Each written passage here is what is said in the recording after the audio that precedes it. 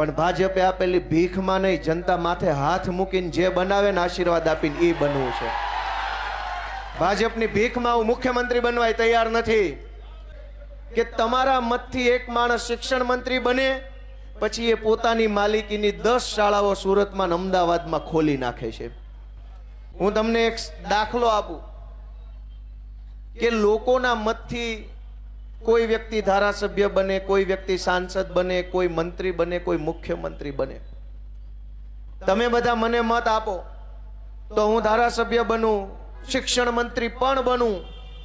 પણ તમારી આશા શું હોય કે તમે એક બટન ગોપાલભાઈનું દબાવો, ગોપાલભાઈ શિક્ષણ મંત્રી બને, પછી ગોપાલભાઈ આખા ગુજરાતની સરકારી શાળાઓને આલીશાન શાનદાર શાળા બનાવે અને એ શાળામાં મારો છોકરો મફત ભણે તો મારો પરિવાર ખૂબ સારી રીતે આગળ વધી શકે.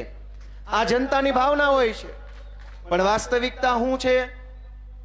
તમે એમ માનીને મત આપો છો કે મારા મતથી જે મંત્રી શિક્ષણ મંત્રી બનશે એ શાળા સરકારની બનાવશે. હકીકત એ છે કે તમારા મતથી એક માણસ શિક્ષણ મંત્રી બને, પછી એ પોતાની માલિકીની 10 શાળાઓ સુરતમાં અમદાવાદમાં ખોલી નાખે છે. શિક્ષણ મંત્રીના કાકાના દીકરાની શાળા, એની પોતાનો ભાગ હોય એવી શાળા, એના ફઈના છોકરાની શાળા, એના હાડુભાઈની શાળા. શાળા તો બને છે પણ પ્રાઇવેટ શાળા બની જાય છે.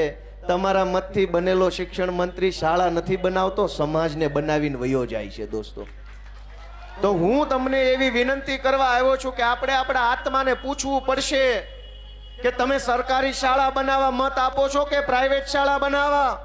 એ તમારા આત્માને પૂછવું પડશે. જ્યાં સુધી તમારો આત્મા નહીં જાગે ત્યાં સુધી પ્રાઇવેટ શાળા બનતી રહેશે અને હજારો નિર્દોષ બાળકોના મા બાપ છે એ લૂંટાતા રહેશે. અમે હું સપનું લઈને લોકોની પાસે આવ્યા છીએ. ગોપાલ ઇટાલિયાને કંઈક બનવું હોત તો ભાજપ વાળા કેદુના બનાવી દેવા તૈયાર હતા. ગોપાલ ઇટાલિયાને હોદ્દા જોતા હોત, પૈસા જોતા હોત, ગાડીઓ જોતી હોત, ધારાસભ્ય બની જવું હોત તો ભાજપ વાળા છે એ તૈયાર જ બેઠા છે. ટેકાના ભાવે ખરીદી કરીને તરત જ બનાવી દે. દોસ્તો, અમે રાજકારણમાં આવ્યા છીએ, બનવું જ છે. પણ ભાજપે આપેલી ભીખમાં નહીં, જનતા માથે હાથ મૂકીને જે બનાવે ને આશીર્વાદ આપીને એ બનવું છે.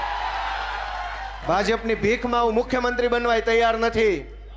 પણ જનતા જેદી માથે હાથ મૂકે ને તેથી જે બનાવે ને રાજી ખુશીથી બનવું છે ને હજારો લોકોનું આંસુ લૂછવાનું કામ કરવું છે.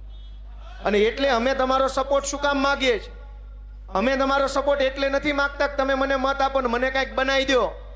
અમે તો તમારો સપોર્ટ એટલે માગીએ છીએ કે તમે અમને મત આપો તો અમે તમારા છોકરા માટે કંઈક સારી નિહાળ બનાવીએ તો છોકરો કંઈક સારું ભણી ગણીને આગળ વધે. આજ 140 કરોડનો આપણો દેશ, આઝાદીના 75 વર્ષ થઈ ગયા. 5 ટ્રિલિયન ઇકોનોમી બનાવવાના વાયદાઓ ભાજપ વાળા કરે છે. દુનિયામાં ડંકો વગાડી દેવાની વાત કરે છે. નિહાળની અંદર તો માસ્તરય નથી, રૂમય નથી, ડંકા હું વાગે? પહેલા કાંઈક નિહાળનું કરો. અનેક લોકો લાચારી ભર્યું જીવન જીવવા મજબૂર બન્યા છે.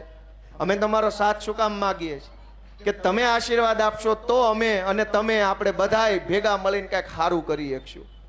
અમારે પોતાને કંઈ જોતું હોત, કતારગામની ચૂંટણી હારી ગયા પછી અનેક લોકોએ મને એમ કીધું કે ભાઈ મૂકી દે, હવે આ નહીં હાલે, આમ વયો જા. ઘણાએ મને કીધું. ઘણાનું મનોબળ ડગી ગયું, ઘણાનો આત્મવિશ્વાસ ભાંગી પડ્યો કે હવે કાંઈ નહીં થાય. ઘડીક હતું, થઈ ગયું, હવે નહીં થાય. અનેક લોકોનો આત્મવિશ્વાસ ડગી ગયો ને એવા સમયે અમે મક્કમ મનોબળ રાખીને સંઘર્ષના મેદાનમાં ટકી રહ્યા હતા. દોસ્તો, ત્યારે લોકોએ અમને આશીર્વાદ આપ્યો છે, વિસાવદરની જનતા આશીર્વાદ આપ્યો. પણ અમે એમ ઈચ્છીએ છીએ કે હવે અહીંથી આગળ વધવું છે. અનેક મોટી લડાઈ લડવી છે, અનેક સંઘર્ષના રસ્તાઓને પાર કરી અને જનતા માટે કંઈક